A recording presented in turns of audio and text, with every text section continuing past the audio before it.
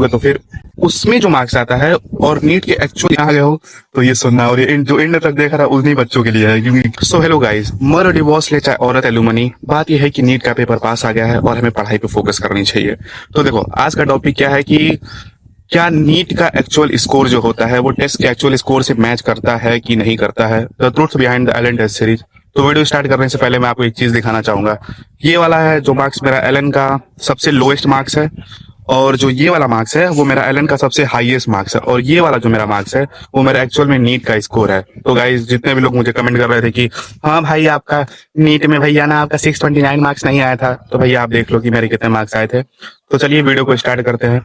अरे यार professional YouTubers की तरह इंट्रो दे रहा हूँ क्या मैं। चलो ठीक है वीडियो स्टार्ट करते हैं। तो सबसे पहला टॉपिक ये कि क्या जो नीट का मार्क्स है वो एक्चुअल जो टेस्ट में जितने आपके मार्क्स आ रहे उतने के ही इक्वल होता है। तो गाइज वो तो मैं दिखाई दिया आपको कि मेरा जो एलन के टेस्ट में जो मेरा हाईएस्ट मार्क्स था 576, उससे और मेरे नीट के स्कोर में कितना डिफरेंस है।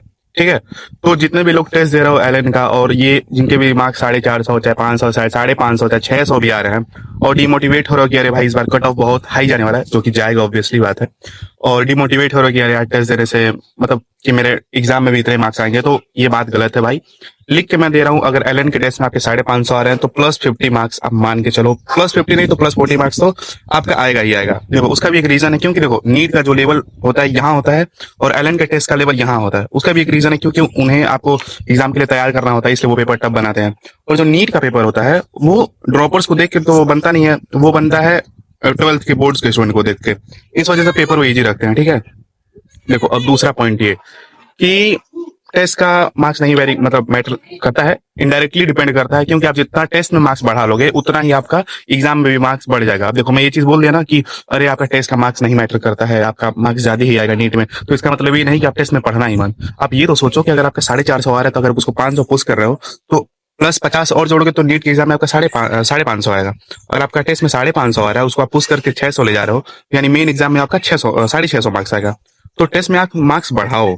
अब देखो दूसरी चीज बात करते हैं कि टेस्ट में आप क्या, हाँ ये चीज कितने लोग पूछेंगे क्या सारे टेस्ट के मार्क्स से +50 मार्क्स ज्यादा आता है मेन एग्जाम में? आंसर इज नो भाई। आपने देखा होगा कि पीडब्ल्यू का एक रेप्लिका टेस्ट सीरीज होता है लास्ट में, लास्ट 3 दिन होता है, तो उसमें जो मार्क्स आता है और नीट के एक्चुअल स्कोर में +-10 का डिफरेंस होता है। जैसे ये देखो ये मार्क्स मेरा है रेप्लिका टेस्ट का जो लास्ट में टेस्ट दिया था, उसमें मार्क्स मेरा 639 और एलन सॉरी नीट के एग्जाम में मेरा कितना मार्क्स है 629, यानी +-10 होता है। तो सारे टेस्ट सीरीज के मार्क्स से नीट का मेन एग्जाम का मार्क्स वेरी नहीं करता है, बस एलन में +50 चला जाता है, क्योंकि एलन का टेस्ट एक्चुअली में टफ होता है गाइस, जो डिमोटिवेट करने के लिए होता है। हमें डिमोटिवेट नहीं भाई, सही बोलूँ तो सिखाने के लिए होता है, सही बात पे है। तो अब तीसरे पॉइंट पर आते हैं कि आप एक्चुअल में टेस्ट में और नीट के मेन एग्जाम में कैसे आप मार्क्स इंप्रूव कर सकते हो। और जो मैंने भी सीखा है, यहाँ पे कोई हम एकदम हाइपोथेटिकल बात नहीं करेंगे, जो मैंने एक्चुअल में करा है वही मैं आपको बताऊंगा। सबसे पहला चीज़ आता है कि डोंट स्टॉप गिविंग टेस्ट भाई। अरे यार इंग्लिश बोल रहा हूँ मैं, हाँ तो टेस्ट देना मत बंद करो। कितने लोग क्या होते हैं कि जैसे टेस्ट में उनका कम मार्क्स आया, मैं भी शुरू में ऐसा था, जैसे टेस्ट में कम मार्क्स आया तो मैं टेस्ट ही देना छोड़ देता था कि चलो ठीक है टेस्ट में कम मार्क्स आए हटाओ टेस्ट पढ़ देते हैं, पहले जब पूरा पढ़ लूंगा तब टेस्ट दूंगा। ये सबसे बड़ी गलती होती है। टेस्ट से कभी डिमोटिवेट मत हो। जो टेस्ट में मार्क्स होता है ना उसका ग्राफ ऐसे होता है, ऐसे ऐसे जाएगा फिर ऐसे बढ़ेगा, लगाने रहेंगे पहले ऐसे कांस्टेंट रहेगा, लैग फिर रहेगा, फिर अचानक से ऊपर चला जाएगा। ठीक है, तो अगर आपके 450 550 600 ऐसे से धीरे धीरे करके मार्क्स बढ़ेगा, पहले 450 आएगा, 460 आएगा, 470 आएगा, फिर अचानक से आपका बढ़ेगा 550। तो आप टेस्ट लगातार दो। ठीक है, लगातार टेस्ट देने से ये होगा कि आपका अचानक से मार्क्स बूस्ट होगा। और आप टेस्ट देना ही छोड़ दोगे तो फिर मान लो टेस्ट दिए फिर टेस्ट दे रहे हो आप 1 महीने बाद, तो कोई मतलब नहीं उसका, फिर से उतरे पे अटके रहोगे। पहला ये है कि टेस्ट देना मत छोड़ो, टेस्ट लगातार दो। दूसरी चीज जो मोस्ट इंपॉर्टेंट चीज है कि टेस्ट की एनालिसिस बहुत मैटर करती है। आपकी टेस्ट की एनालिसिस आप कैसे कर रहे हो। देखो टेस्ट की एनालिसिस 3 तरीके से होती है, और बताना आप इनमें से कौन सा तरीका करते हो। देखो सबसे पहले एनालिसिस होती है, उसको तो एनालिसिस नहीं कहूंगा, उसको तो मैं काउंटिंग ही कहूंगा। सबसे पहला यह था कि आप टेस्ट दे क्या है, कितने लोग क्या था टेस्ट का मार्क्स मिला लिया, हाँ मेरे इतने मार्क्स आ रहे, पेपर फेंक दिया, हट पेपर जाए बाहर में, अब हम नेक्स्ट टेस्ट के लिए पढ़ेंगे। ठीक है, जैसे मान लो मैंने पढ़ा, मान लो एक बच्चा है वो आया एग्जाम दिया टेस्ट दिया मिलाया, मेरे उसके मार्क्स आ रहे हैं 550 उसके दिमाग में है कि मुझे इंप्रूव करना है 550, बट उसने ये नहीं देखा कि उसके कौन से क्वेश्चन रॉन्ग है, बस उसने मार्क्स दिमाग में लगा दिए, तो उसका टेस्ट देना और ना देना दोनों बराबर है। दूसरे लोग क्या करते हैं, मार्क्स देखा उनके 550 आ रहे हैं, फिर जो क्वेश्चन रॉन्ग होते हैं उनको देखते हैं, वो सीख लेते हैं, वो क्वेश्चन कैसे हुआ समझ लेते हैं, हो गया खत्म। ये भी एक अच्छा तरीका है टेस्ट एनालिसिस का, बट मैं इसको बेस्ट तरीका नहीं कहूंगा।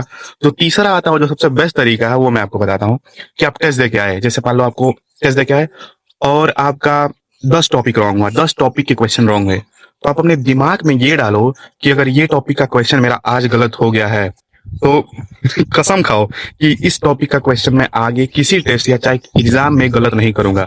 अगर आप ऐसे करोगे ना तो आपकी गलतियां एकदम मिनिमाइज हो जाएंगी और एग्जाम में एकदम आप अच्छा परफॉर्म करोगे।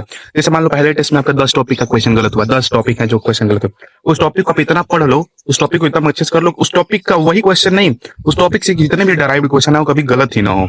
तो ऐसे करते करते आप जब 10 या 12 टेस्ट भी दे लोगे तो आपके लिए सफिशिएंट होगा। जो कितने बच्चे क्या होता है कि एग्जाम के पहले 50 फुल सिलेबस देंगे और एनालिसिस पहले या दूसरे तरीके से करेंगे, और आप फुल सिलेबस बस 10 या 15 ही दे रहे हो, लेकिन एनालिसिस इस तरीके से कर रहे हो कि जो टॉपिक उसमें गलत हो रहा है उसको, उस टॉपिक का क्वेश्चन आप कभी आगे गलत ही नहीं करोगे। तो उसका 50 फुल सिलेबस और आपका 15 फुल सिलेबस दोनों इक्वल ही है। ठीक है, तो टेस्ट एनालिसिस करो और देखो, अगर हेल्प करो तो फिर बताना कि हाँ ये हेल्प कर रहा है कि नहीं कर रहा है। मतलब करेगा ही, क्योंकि आप 10 फुल सिलेबस दे दोगे तो कोई ऐसा टॉपिक बचेगा ही नहीं जो एग्जाम में क्वेश्चन उससे पूछ ले। ठीक है, तो ऐसे कर सकते हो आप। और दूसरी, मतलब टेस्ट में डिमोटिवेट मत हो भाई। अगर मार्क्स कम आ रहे हैं, भाई मेरे भी मार्क्स बहुत कम आते थे, मैंने 427 से स्टार्ट करा था पिछले साल, इस बार 629 पे आया हूँ पिछले साल। वो बात अलग है कि सिलेक्शन नहीं हुआ। ठीक है, तो अभी थोड़ा और बढ़ाना है मुझे। तो एनालिसिस आप ऐसे करो। ठीक है, तो बता दिया कि मार्क्स मैटर करता है, आपका टेस्ट का उतना नहीं मैटर करता, इनडायरेक्टली डिपेंड करता है आपका एग्जाम का मार्क्स टेस्ट के मार्क्स पे, क्योंकि आप टेस्ट में जितना मार्क्स बढ़ा लोगे आपका मेन एग्जाम में भी उतना मार्क्स बढ़ जाएगा। और चौथा जो सबसे इंपॉर्टेंट में बताने वाला, अगर एंड में आ गए हो तो ये सुनना, और ये जो एंड तक देख रहा है उन्हीं बच्चों के लिए है, क्योंकि कई लोग तो स्किप करके चले जाते हैं। ठीक है, मैंने एंड के टाइम में कोई ऐसी वीडियो नहीं देखी जिसका टाइटल था elite test series expose NEET mock test versus my NEET result. हो सकता है मैं अपनी वीडियो पे ही बात कर रहा हूँ।